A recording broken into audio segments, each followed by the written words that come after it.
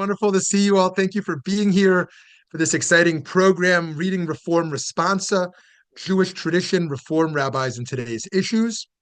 As part of our pluralistic agenda, we often soar outside of denominational agendas, and sometimes we dive into them. And so that's one of our opportunities today. I also want to call to mind two upcoming programs. One is with Rabbinit Batya Hefter next week. Avraham, what is the source of his faith? Looking back at the first Jew and his source of faith. And then just following that, with Rabbi Roli Matalon, Sacred Soundtrack, Poetry and Music of Piyut, meaning poetry, from Jewish communities around the world. That and so much more is coming up in our weekly learning and volunteer opportunities. And if you're local, we invite you this Sunday to volunteer with us during the Super Bowl if you're interested.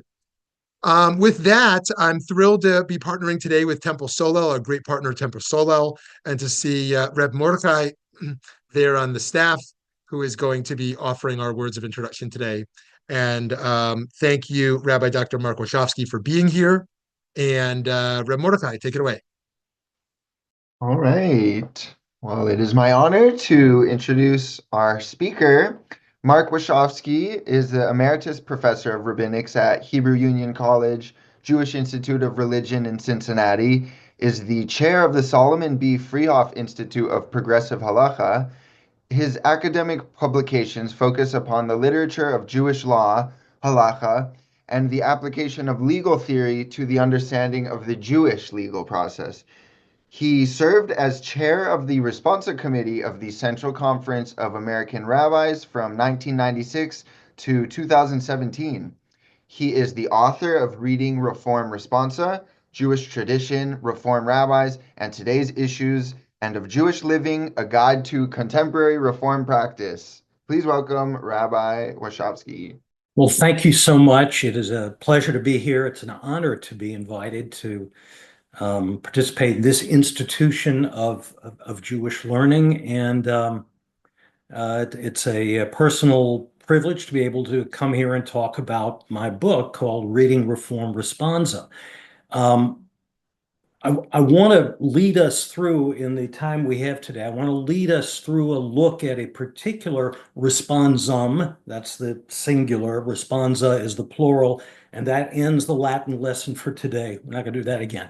We're going to go through that, but a couple of words of introduction to what we're talking about when we say responsa. Responsa is a genre of Jewish legal literature. It's these documents called responsa are documents of Halakhah, Jewish law. They have been written, rabbis have been writing responsa for at least 1,500 years, probably longer than that, but we're going to start it with the conclusion of the period of the Talmud, because that's when we first have actual documents of responsa that testify to this.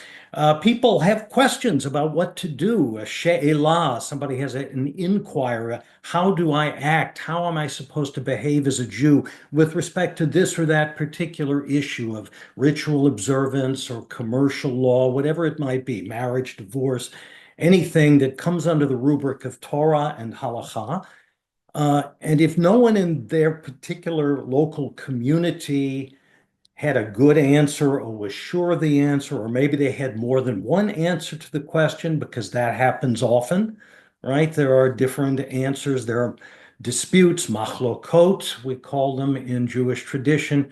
Answer for me this dispute. Give me the right answer. Give me the best answer. So often people would turn to some noted rabbinic scholar, maybe in their community, maybe someone halfway around the world. They would send that question to that person. And they were all males, of course, until very, very recently, he would send back an answer to the question. And these answers would get copied, usually by both the author of the responsum and by people who received it. And they would be, all these answers would be saved and collected into books. And when we talk about saved and collected, it has been estimated that there are at least 300,000 individual rabbinic responsa or teshuvot, answers, to she'elot, to questions that we know about, which, if that's true, would make the responsa literature arguably the largest single genre of halachic writing, of rabbinic legal writing that we have, which says something about the way Judaism has developed over the last millennium and a half. It's been a question and answer kind of thing. Individual questions get raised, individual answers are delivered to those questions, and eventually from there you build up to the larger bird's eye views of Jewish practice. What makes Responsa interesting, the reason why they were saved, what makes them of interest beyond the individual or individuals who actually asked the question, is that with very few exceptions, the rabbi who receives the question, the rabbi who writes the responsum, is not simply going to write an answer. Yes, no, kosher, treif, permitted, forbidden. What the people want from the rabbi, from the meshiv, from the author of the teshuvah, the responsum, is not just the answer. They want to know how you got there. Give me a set of reasons why you think this is the right answer. Because look, these questions tend to be difficult ones. Difficult questions or hard questions are questions, let's say, that have more than one reasonable answer within a particular legal tradition. The law could go this way or that way. So you get to pick an answer, but you don't just get to pick the answer. You got to tell me why you picked that answer and why you didn't pick the other answer that would be reasonable. I mean, some answers are obviously out of the, off the page, but there may have been another plausible response. Why did you not choose that response? The Responsa literature is a collection, therefore, of not only answers to questions, but argument. A responsum is a manifestation of the process of argument whereby an author seeks to persuade his audience, his intended readership, which is not just the individuals who ask the question, but anyone who might be reading this responsum someday, that this is the best answer to the question that has been posed, when other answers might be possible. And here's why this is the best answer.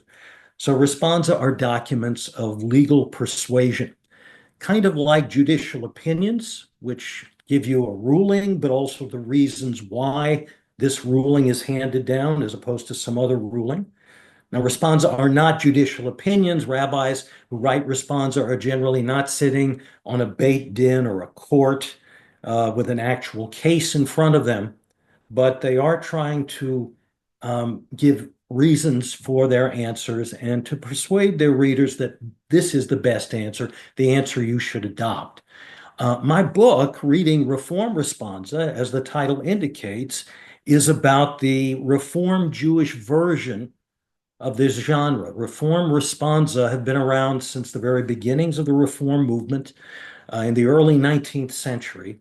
And the authors of these Responsa have always seen them as a version of, as participating in this ongoing style of writing. Reform Responsa are just like traditional Jewish Responsa, or nowadays we would say Orthodox Responsa, but they are written by Reform rabbis self-consciously towards a Reform audience, a Reform readership.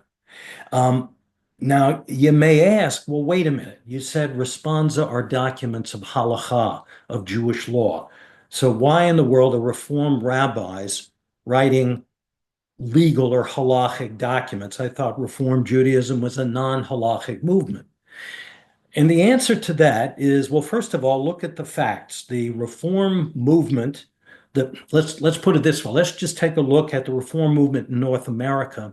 Since 1906, when the Responsa Committee of the Central Conference of American Rabbis, that's the CCAR, our rabbinical association, the Responsa Committee was founded in 1906, a little over 100 years. That committee has issued nearly 1,400 individual teshuvot or responsa.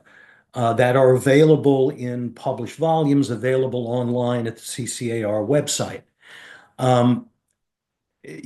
We would not have done this had Responsa writing, had Halakhah been unimportant to us. So when we say we're a non-halachic movement, we should probably back up and say perhaps what we're really meaning, what we really are saying when we say non-halachic, is that we're not orthodox. That is, we do not do with the halachic literature what other Jews, particularly Orthodox Jews, do with it. We have a different understanding of the authority of this literature. But at the same time, Reform Jews have questions about Jewish practice.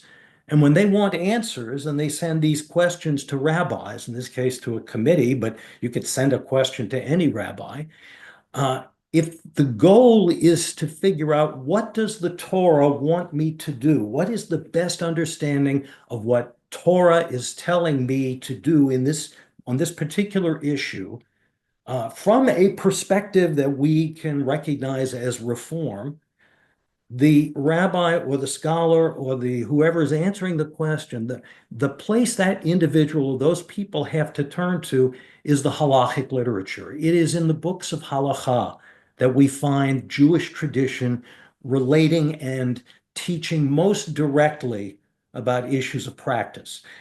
We could not have any kind of discourse or conversation about Jewish practice or observance, even in the Reform movement, without looking at the literature of the Halakhah. There is no other Jewish literature that works so well for this purpose. The trick, of course, or the catch here, is that we're doing this as Reform rabbis to an audience or with an audience or readership of Reform Jews. And so when a Reform responsum tackles a question, it's going to do it with those parameters in mind. I'm going to take one of the chapters, one of the responsa that I cover in my book. We're going to take a look at it and see how it works. That is, as the title of this shiur has it, how do responsa make meaning? How do they arrive at an answer communicated to an identified audience and try to bring that audience along to accepting this answer as the best answer that we as Reform Jews could offer on this question. So here it is. The responsum that we're going to deal with has to do with the Jewish observance of non-Jewish holidays. Okay? A question that Jews often ask, and certainly Reform Jews have asked it. And here is the question as it was received by the Responsa Committee in 5755. First of all, you see on the responsum, you see the URL. So if you want to look it up on the CCAR website, you've got, you can find it, or you can take the number of the responsum or search for it in some other way. 5775 translates into 2015. So it's about a decade old, this question. And you can see from the title what it's about. The she'elah is, the question that a rabbi sent to the committee is as follows. Is it acceptable for Jews to participate in the customs and celebrations of St. Valentine's Day and other non-Jewish holidays that are currently regarded as secular, but that originated as religious observances? Okay, what we don't know, we might have known this, but it's not part of the responsum. I was on the committee that dealt with this. I don't remember why this particular rabbi singled out Valentine's Day as the example of such a holiday, but it sounds right. St. Valentine's Day, everybody thinks of as a secular holiday. It's not Jewish. We don't think of it as Christian or Muslim or anything else. But of course, as its name indicates, it used to be a religious festival. Some people, some Christians in the world might still celebrate it as the feast day of St. Valentine. So, is it okay for Jews who, the assumption being Jews should not be observing other people's religious holidays? I think you can read that through the question here. But the point is, in this particular case, the holiday is no longer regarded as religious. It is religious only in its origin. So is it okay for Jews to take part? Now, one might think, we're looking at this question, you say, with all of the questions, with everything that's going on in the world, this week, during the last 2 weeks, during the last year or so since October 7th, and for that matter, for the last decades in all of our experience, is this the biggest question that a Jew might have had to send to the Responsa Committee? Is this the most important thing to think about? And the answer is, of course, no, it's not the most important thing. And as a matter of fact, it's probably not much of a question at all. When you think about it, virtually all Jews have made their response already to what to do about St. Valentine's Day or these other holidays. So for whom is this a question at all? One might think that this is just a waste of time, and the committee is dealing with something that's really irrelevant, not only unimportant, but irrelevant to the concerns of people because they've already made their decision. So right off the bat, in the teshuvah, that is the response itself to the she'elah, the text wants to make an argument for why we are actually writing this responsum, right? The quick and easy way to answer our she'elah would be to say, go out and see what the people are doing. That is, let the minhag, the widespread custom, indicate the correct standard of practice. And I have the footnote there in bracket number 1 to indicate that, yes, in the text of the respondent that you'll find online, there are actually endnotes at the conclusion of the responsum. This one will send you to the place in the Talmud where it says, Puk chazi maya amadabar, go out and see what the people are doing, as an indication of what the correct practice is. Right? So in this case, look, we go out, we take a look. What are Jews doing? We see they're already observing all of these holidays, such as St. Valentine's Day, Halloween, Thanksgiving, New Year's, Mardi Gras. And then we would conclude the answer to our she'elah is yes. Okay, that would be one way to respond to it. It would be very short, very sweet. Thank you very much. Send the responsum off. Don't bother us. But the responsum makes a quick turn. It is the task of rabbis not simply to accept the existence of a custom as a fait accompli, but at times to submit that custom to careful Judaic scrutiny. What the responsum is doing here is framing the question. One of the ways a responsum makes meaning is to take a she'elah and to exert a kind of authorial privilege over that question. Like, Rabbi so-and-so, this is the question you sent us, or me, if an individual rabbi is writing an answer, but here is what I think the question is really about. Your question touches upon an issue that, frankly, I or we would rather talk about because it brings up an issue that we think is extremely important. In this case, the idea is that Jews ought to critically examine their practice merely because you're doing stuff, and you have been doing stuff for a long time, is not necessarily a sufficient answer for the question, is this right? There could be a good Jewish reason why you should not observe St. Valentine's Day, Mardi Gras, Halloween, whatever, in which case, think critically about what you're doing, maybe come up with another answer. We should ask as well as to the line we must draw between those non-Jewish holidays that are acceptable to us and those which we feel Jews ought not to observe, right? So here the responsum is revealing to you something of its answer.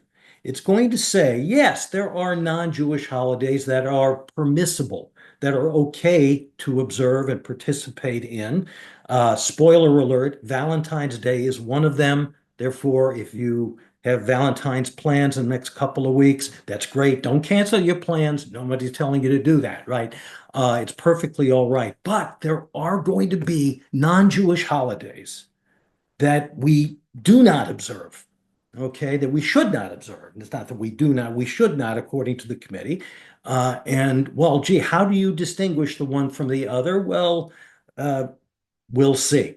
But the responsum says we need to make a thorough and careful and critical Jewish investigation of this question. So when we're talking about a Jewish investigation of the question, we need to go back to where that investigation actually starts. It turns out that there is a traditional Jewish discourse or discussion, a conversation about issues such as this that this conversation goes all the way back to Leviticus chapter 18, where the Israelites are told that you shall not copy the practices of the land of Egypt or the land of Canaan, nor shall you follow their laws, uvechukotehem lo telechu, in the bold font in the Hebrew there.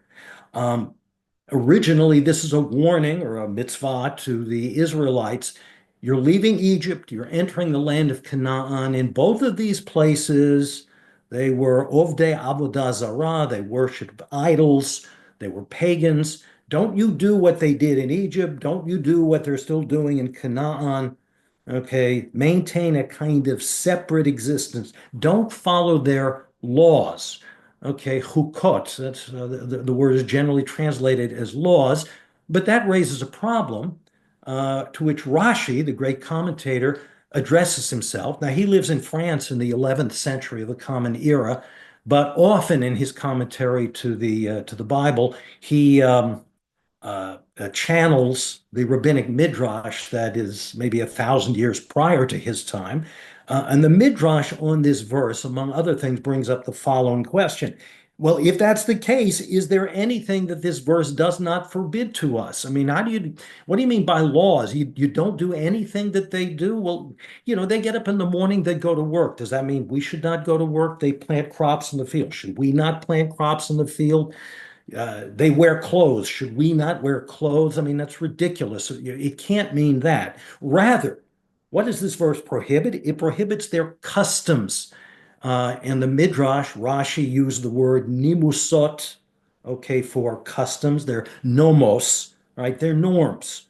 And their cultural practices, their customs and cultural practices, such as tirteot ve'itstadiot, theaters and arenas. And you say, oh, that's nice. Theaters and arenas. Wait a minute.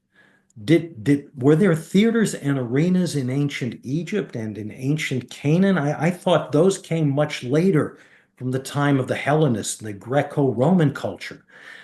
Yes, that's true. And what that shows us is that the rabbis of the Midrash, when they're reading this verse in Leviticus, are already making meaning out of it. They are, in a sense, translating that verse into what for them is a contemporary discourse, one that responds to their time and their place.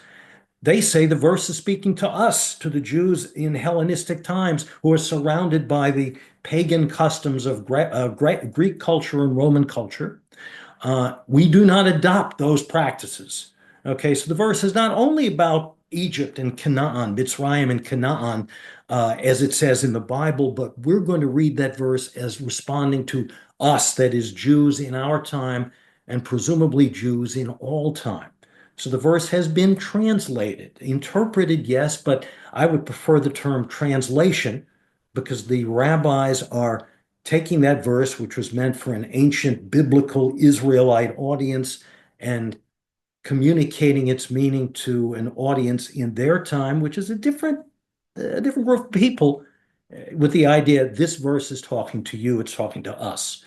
And the point here at the bottom of the slide, simply that there are two words in Hebrew, biblical words, that often are translated as laws or statutes. One is mishpatim, the other is chukim, and they are not the same. I mean, we translate them the same sometimes, but our tradition understands them as referring to different kinds of legal instruction. Mishpatim are laws that are logically determined. That is, there's common sense behind them, and they tend to be, therefore, laws that characterize all cultures. For example, laws like prohibitions against murder, against theft, laws concerning what happens when somebody causes damage to somebody else's property. Every society has rules like that. Those are mishpatim. They're based in reason, they're based in logic, common sense, whatever, as opposed to hukim. Hukim are laws that we would classify as ritual. They are culture specific. They are unique to particular cultures and therefore meaningless to other cultures. When I watch another culture celebrating its festivals or whatever, I can see what those observances do for that culture, but those particular observances don't speak authoritatively to me because I don't participate in that culture. It's not mine. And we need to keep this in mind because not long after Rashi's time, the Northern French, German, Ashkenazic Tosafot, uh, an early medieval commentary on the Talmud, talks about these hukim, these hukotehem, their laws, their hukim that you're not supposed to adopt. And one of the major ba'alei Tosfot, one of the major scholars of this school, Rabbi Yitzchak of Dampierre, explained that there are two categories of these hukim or hukah here. One consists of rituals of idol worship. Okay, avodah zarah itself. Obviously, we don't do those. But there's another category. It consists of acts of hevel ushtut, of vanity and foolishness, or meaningless drivel, you might say. Stuff that they do, stuff that Gentiles do, that just doesn't make any sense. They don't do it for any rational purpose as far as we can see. Now, obviously, how one defines meaningless drivel is an interesting question. But what we're being told here is that it doesn't just have to do with idolatry, the prohibition of their culture, of the non-Jewish culture, which we now know applies, into the Middle Ages, also covers practices that are not directly religious, but just, are not things that are absolutely sensible or reasonable. And so that calls upon us to make a serious judgment as to what we mean by reason and sense. One person who's made such a judgment is the Rambam, Maimonides, the author of the great code, the Mishneh Torah, the legal code in which he takes the entire Talmud and turns it into a codified body of Halakhah or law. In the section of his Mishneh Torah that deals with the laws of avodah zarah, of idolatry, these are things we should not do, and therefore I'm going to identify all of the things you should not do. Here's where he deals with this prohibition. Already in chapter 11 of this section, we are not to follow the laws of the Gentiles. And what's interesting here is that the Hebrew says ha'ovdei kochavim, which means literally pagans, idol worshippers, star worshippers. And if you follow the Hebrew, you would say, oh, okay, well, the only people we have to stay away from are actual pagans, but, not the nice Gentiles we know, who are monotheistic and, have codes of ethical conduct and all of that. How does the Rambam, why do we translate this as Gentiles, meaning all non-Jews and not just pagans? And there's a note at the bottom of the page in the small print that points out that this is a translation issue. This is actually a real translation issue. It has to do with the original text of the Mishneh Torah. That phrase, ha'ovdei kochavim, is probably there because the original text said hagoyim, the non-Jews. Rambam probably means to say all non-Jewish customs fall under the heading of things that are to be prohibited. And it's only because later censorship did not like the word goyim that somebody changed it to ovdei kochavim. But this is clearly what he means. We should not follow the laws of the Gentiles or seek to resemble them in their manner of dress or haircut and the like. Rather, the Jew should remain separate from them, recognizable, as a Jew he means, by his manner of dress and by his other deeds, just as he is recognizable by his philosophy and his beliefs. Okay? So that's a pretty strict wall of separation between Jews and Gentiles, and it has to do with all kinds of things that don't seem to have any direct attachment to idol worship, your manner of dress, your haircut, your grooming, what? You have to look different. Why is that? And the reason is because we need to maintain a separate and distinct existence. And so that's why you don't adopt things like their manner of dress, their haircut. Now, later on, Rambam is going to make an interesting exception to the rule because the Talmud, his great source, makes an exception to the rule, and that is Jews who are krovim lamalchut, Jews who are um, close to the government. That is, they're always doing business with the local governmental authorities. They're always going before the local king or the governor or whoever it is. And there are dress codes. You have to wear a certain kind of clothing. You can't just go looking like a Jew to the royal court. You have to adopt their manner of grooming. Such individuals are considered to be an exception to this rule because there's a good reason why they need to at least temporarily adopt Gentile modes of dress and cosmetics and so forth. That's going to be important later on. But everybody else, and really how many of these agents or shtadlanim do we have? I mean, the vast majority of the Jews are not krovim l'malchut in his day, so therefore we don't adopt any of these Gentile customs. But things change, all right? The Rambam wrote his code in the 12th century, the Common Era. By the 16th century, so almost 400 years later, we have the Shulchan Aruch, the great authoritative code of Jewish law of Halakhah to this day, which is a joint product of two rabbis, Rabbi Yosef Karo, the Sephardic scholar, and Rabbi Moshe Isserles, whom we see here, who was from Poland. He was the Ashkenazic rabbi.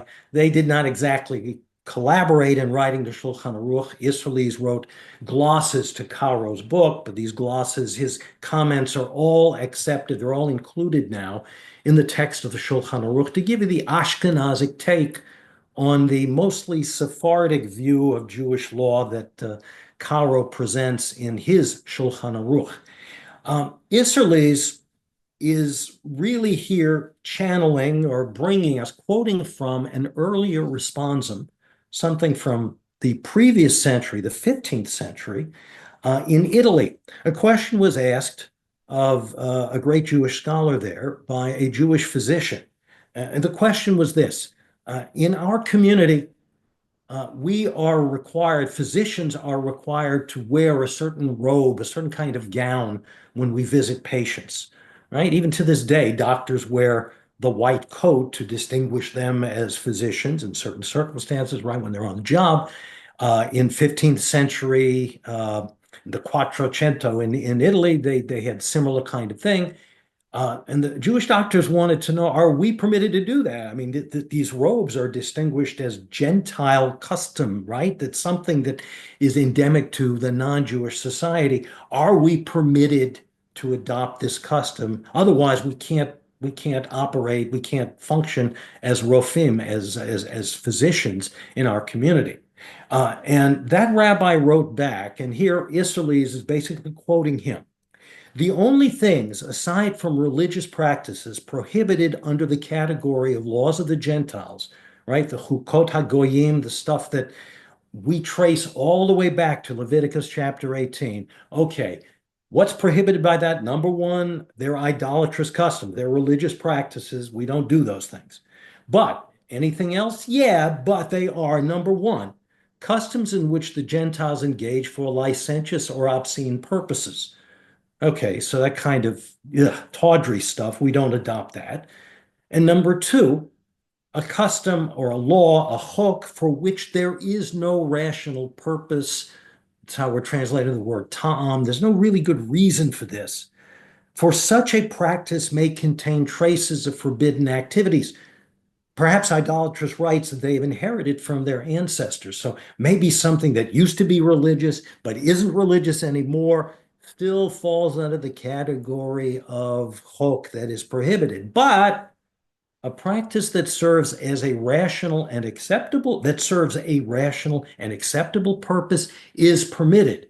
Now, in this specific case, wearing the robe that identifies you as a doctor, well, that's a good reason to wear the robe. Go ahead and do it. That's not what Leviticus chapter 18, verse 3 comes to prohibit. But it will prohibit other things that fall in the category of things with no good reason.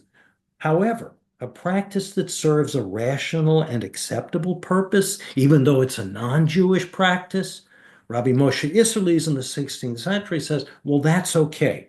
That's okay. Really? Well, now we come to the actual Reform Responsa. Having worked through this Jewish conversation, this halachic conversation up until this time, the Responsum in the section entitled Secular versus Religious Celebrations points out the following. Our Reformed Jewish approach to Leviticus 18:3 is based upon the conviction that the prohibition of Chukot HaGoyim, the laws of the Gentiles, does not apply to aspects of our contemporary surrounding culture that we experience as secular. Okay? The responsum draws a direct line between, okay, this rational and acceptable purpose here in the last line of the English, that, practices that make sense, that are, all right, we're allowed to engage in them. The Reform Responsum is making an argument here that what we're talking about, this category includes things that we experience, cultural practices that we experience as secular. Now, the word secular, which appears here in italics and then in scare quotes, why? Well, because the responsum clearly wants to draw our attention to that word. And because the responsum is really acknowledging here that the word secular does not appear in any of the sources that we have read up until now. You won't find it in the Bible or the Talmud or the Midrash or in Rashi or the Rambam or in the Shulchan Aruch or anyone else from that range of centuries. For good reason. There is no such thing as secularism as a concept until, well, modern times. Right? It's modernity that figures that there is a range of experience that is not under the control, the purview, or the government of religious authority. Stuff that falls outside the bounds of religion is what we call secular. And the Reform Responsum is saying when our texts talk about acceptable Gentile customs, what they're really talking about, what we can understand them to be talking about, are those things we experience as secular. So now we're going to have to define exactly what we mean by secular. Well, you can define it negatively. In the negative sense, right, that which is secular is non-religious or perhaps non-sectarian in nature. Okay, so clearly stuff that is not directly or specifically in our culture Christian. We can say, well, that is a cultural practice that we can call secular. Secondly, in the positive sense, that which is secular in our culture is that which all citizens of the community can share in common and in which they can participate on an equal footing with all their fellow citizens. There is a realm of experience that we all as citizens of our community, our state, our nation, our national state can celebrate together. Now, to put this in traditional Jewish terminology, another translation coming up here. In a liberal democracy, which as of a few moments ago we still had, at least in theory, all of us should be considered krovim lemalchut. That's that term the Rambam and the Talmud use, right? Close, we're all close to the government. We all deal with the government. Why? Because we are the Malchut.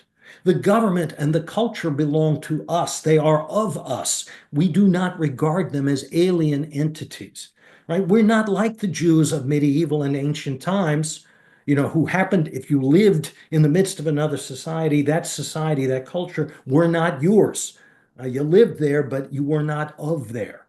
But things are different today. Therefore, in the third line from the end of this passage, secular customs as the common space in which all of us can meet serve the rational and acceptable purpose, here you can see the connection being made, of uniting the members of a disparate and multicultural society into a common bond. In other words, the respondent is saying, if the Rambam and if Rabbi Moshe Isserles were alive today, they would say this about secular observances we experience as secular. They don't say that explicitly in their books. They couldn't. They didn't know from secular. We are going to say that in their name. That is the act of interpretation. That is the act of translation. Just as the Midrash translated the Bible into the language of Hellenistic culture, something that applied at least to the Hellenistic culture, this responsum is translating very, very old halachic texts to a language of modernity to which these texts did not apply. Now, specifically what this means, we have no objections to Jews participating in national patriotic holidays, right? Because those holidays belong to everybody. We're all citizens. Okay, 4th of July, Memorial Day, yeah, that's fine. Okay, there's, nobody would raise a peep about this. But that's because these are not Gentile customs. These are secular customs, which means they are our customs. For these reasons, too, we see no reason why Jews should be prohibited from participating in holidays, the holidays we deal with here. All right, Valentine's Day, Halloween, Thanksgiving, New Year's, Mardi Gras. By the way, if you're wondering what Mardi Gras is doing in the list, it's because I was participating in the writing of this responsum, and I'm going to acknowledge my role in this. I was born in New Orleans. I grew up down in Louisiana, and I insisted that Mardi Gras be in the list. That's my personal contribution to all of this, and I don't care who knows it. But anyway, I thought I would do some disclosure here. All right, anyway, and it's coming up too. Although these holidays originate in Christian practice, got another note here, note 18, and that refers to a discussion about Halloween. Is it pagan? Is it Christian? It looks pagan, but it's called All Hallows Eve. Who knows? Anyway, they are now secular observances. Neither we nor the vast majority of our fellow citizens perceive them as religious festivals. They are, in this regard, easily distinguishable from Christmas, Easter, and other. Whoa. Wait a minute, you mean there are religious festivals we should not be observing? Yeah, we said that earlier, but now all of a sudden you say, by the way, Christmas and Easter fall in that category. They're on the other side of the fence here. How do you know that? How can you prove that? Well, the respondent will do that later. This is a kind of an indication of what is to come. But the point is, a line is to be drawn between that which is secular, therefore that serves the rational and acceptable purpose for all members of the society to take part in, and the religious, in which Jews do not take part. Now, all of this sets up a kind of excursus or aside in the responsum when it goes on to discuss another responsum of the contemporary period, this one by the great Orthodox posek or Halachic authority, Rabbi Moshe Feinstein, who was asked, in a responsum published at least in 1981, whether it was permissible for good Orthodox Jews, the kind of people that would send their shelot to him, to make a festive meal on Thanksgiving, which he spells out in Hebrew b'Thanksgiving. He transliterates it, and then he translates it. Shuhu Yom Hodaya, the day of giving thanks, Shel Hanochrim ba'America, of the Gentiles in America. Okay, so it's a Gentile festival, right? Because it's not a Jewish festival. But is it okay for Jews to observe Thanksgiving? Now, Rabbi Feinstein's response, we can't spend a lot of time on it for reasons of time, but it's fascinating in a lot of reasons. Because, for one thing, Feinstein says there's no reason why Jews cannot have a party on Thanksgiving, schedule a bar mitzvah on that day. He didn't say bat mitzvah for obvious reasons. Thursday morning is a Torah reading day, and it's a convenient day because you're not working. That's fine. Have a big party that day, but the Halakhah clearly prohibits Jews from making a simcha and a festive meal specifically for Thanksgiving.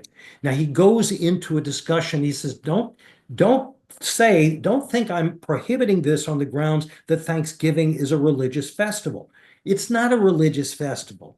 It may be that the Gentiles who created the holiday were Ovdei Avodah Zarah, the pilgrims. They wore those funny clothes. They worshiped in that funny way. And in their proclamation of Thanksgiving, they gave thanks to their idol. Or maybe the President Lincoln in the 19th century, who proclaimed Thanksgiving as a national holiday, might have used God language there. And that's the language of Christianity. But what Feinstein is saying here, today, Thanksgiving is a secular festival. Even if words of prayer are recited around the Thanksgiving table, people bow their heads to give thanks. And he uses the word tiflah in Hebrew rather than tefillah to distinguish their words of prayer from real prayer, real tefillah, which is what Jews do. So he makes a very, very big distinction here. He says it's not really religious. They just, they're doing it as a custom, as a practice. Don't take it seriously as an idolatrous thing. I'm not saying it's prohibited for that reason. Rather, the reason to prohibit Jews from celebrating the day is based upon the mitzvah, you shall not follow their laws. Uvechukoteim lo telechu. That mitzvah applies even here, where the Gentile observance is not prohibited on the grounds of Avodah Zarah, but rather because it's hevel ushdus. Okay, it is meaningless drivel. It is vanity and foolishness. He goes back to that passage in the Tosafot that we read that says, there are two kinds of laws. There's idolatry and then there's nonsense, okay? And both of those are prohibited to us. This responsum quotes Rabbi Feinstein, obviously not because it agrees with him, and not only because it disagrees with him, but in order to show us there is a different way of reading the tradition. One way of reading all of these halachic texts that we saw was to say, look, these texts make a clear distinction between Jewish and non-Jewish in terms of culture and observance and practice. If it's Jewish, it's okay. If it's not explicitly Jewish, it's not okay. We shouldn't be doing it. That's one way to read this. That's how Rabbi Feinstein argues that it should be read. You can have a party on Thanksgiving, but it should not be for Thanksgiving, because then you're taking part in a Gentile practice that is nonsensical. Not because it's dumb, but because he would consider it a bitul zman, a waste of time, a bitul Torah, time that's better spent studying Torah. And besides, it's Gentile. Rabbi Feinstein does not recognize, in this teshuvah anyway, the existence of an area of experience we would call secular, somewhere in between Jewish and idolatrous, Jewish, in this case Christian, non-Jewish religious practice. He doesn't know from that. What do you know? The world is divided into two categories, according to this text anyway, Jewish and non-Jewish, and that's where you draw the line between that is permitted, which is permitted, and that which is prohibited. That's another way of reading the halachic tradition. And the Reform Responsum wants us to know that that other alternative is out there, but we don't read it that way. And the reason we don't read it that way is that, well, frankly, we're different people. Our community is different from the community to which Rabbi Feinstein addressed himself back in 1981. We understand secular. We live a secular existence. We did not have to ask a committee of rabbis whether it was okay to participate in the secular world before we started doing it. But ex post facto, we're coming back. Well, let's try to understand what we're doing in Jewish terms. The responsum is making meaning here by making a claim of meaning on the texts of the tradition, namely that the customs and practices that we experience as secular are okay for Jews to observe because secular defines a realm in which we legitimately participate. And so that is what we claim our texts are telling us, even though another interpretation, as we see right here, is possible. We're not going to have a lot of time to go into all of this, but the responsum goes on to try to make the case why Christmas and Easter, despite everything we've said about secularity, Christmas and Easter are examples of Gentile practices which are still not permissible for Jews, certainly in the home. And there are endnotes in this responsum that talk about the difficulties we have in navigating our way through holiday observances that are all around us in the public square and the business sphere and so forth and so on. But in our homes, we should not observe Christmas and Easter. And the reason why is that these are still religious festivals. Yes, some people argue that they are secular. Most people don't go to church on Christmas and Easter. Most people just celebrate these holidays as times of parties and gift giving and et cetera, et cetera. And so they're effectively secular observances. Well, that's an interesting argument to make, and we could have that argument. The responsum simply says that given the central role that these festivals continue to play in Christian theology and Christian practice to this day, you can't overlook their religious meaning. And we think that many of our fellow citizens would be insulted to be told by a group of rabbis that what they're doing as celebrating their religion is actually a secular observance. And therefore, we're going to regard those as religious observances to which the demand that the Jews distinguish themselves, live in a different way, the way Rambam said, the way all these other sources say. Yes, some things that the Gentiles, our Gentiles still do, fall in the category of those cultural practices that we should not observe. And, that's an argument that, that there are Jews today that have that. The respondent takes a very strong position on one side of that argument. Although, the question, again, did not raise the subject of Christmas or Easter, it wasn't about St. Valentine's Day. It probably presumes Christmas and Easter. Of course, we don't observe that. The respondent wants to give us a theory behind that, to give us an argument as to why. And, in an attempt to persuade a group of readers that this is the best way to understand the Torah on our question. And then the responsum ends this final note with a kind of admission and acknowledgement that secularity has become such an all-powerful, all-consuming thing for the Jews, for our Jews in our community, that we've gone in the other direction. We observe all the secular holidays and we've left off the Jewish holidays. This is something the responsum, again, telling Reform rabbis and through them Reform congregants, members of Reform communities, that for all of the permit to participate in the secular culture that surrounds us, we are not in any way saying that, we should be putting less emphasis on that which is specifically and explicitly Jewish. In fact, the opposite should be the case. Okay, so that's how a responsum makes meaning. It takes some old sources, interprets them in a modern context, translates them into new patterns of meaning, makes arguments in their name that are controversial because you could make other arguments in their name, and then says, this is what we think is the best understanding of Jewish tradition. We recommend it to you, our readers, our listeners, as a way for you to understand our common tradition. If you do, that's great. If not, let's continue the argument. And so in the end, the way responsum make meaning is through conducting an argument within a particular context, a community of Jews, about what the best way is of understanding what the Torah is telling us on any particular question. And I know I've used up almost all our time, but we have some time for questions, discussion, arguments. So I turn it over to Alex to help conduct that if there are any. Absolutely. Thank you so much. That was very interesting. We'd love to open it up to questions. If anyone would like to ask a question or make a comment, please feel free to raise your hands and we can call on people to unmute. And you can also write them in the chat as well. Rabbi Elliot Baskin had a hand up, and I just want to say hi. Elliot, okay, you don't have to ask a question, but I want to say hi.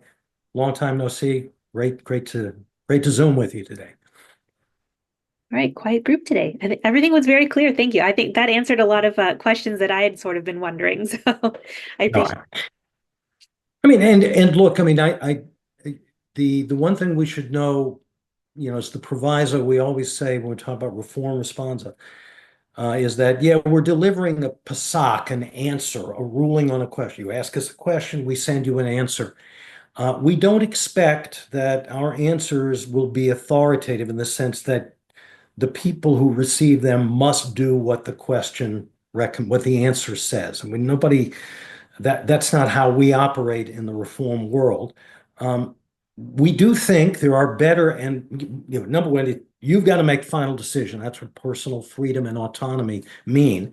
But we also believe that just because we are free to choose between different answers, that doesn't mean all those answers are equally good. Some of them are better than others. And the way we determine that is through this kind of Jewish process, which also draws upon our understanding of who we are, in this case, citizens of a modern secular culture and society.